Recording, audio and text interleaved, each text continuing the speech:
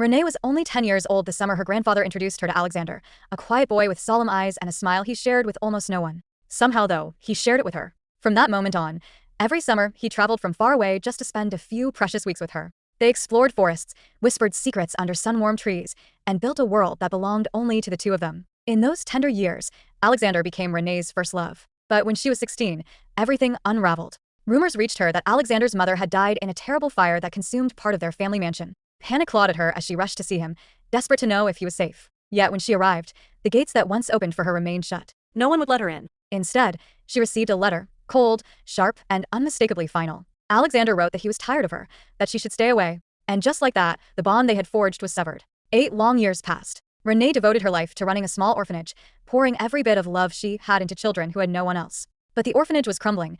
Funds were disappearing faster than she could gather them, and every night she lay awake, wondering how she could save the only home those children had. Then, as if summoned by her desperation, Alexander reappeared. He was no longer the boy she remembered, but a man carved by tragedy and power. He offered her salvation, a way to keep the orphanage alive, but in exchange, he wanted a contract marriage. For 2 years, they lived together in a cold, distant arrangement, strangers bound by paper instead of affection. Renee counted the days until her freedom. But everything changed when Alexander's grandmother pressed an old necklace into Renee's hands, an heirloom said to grant a single wish.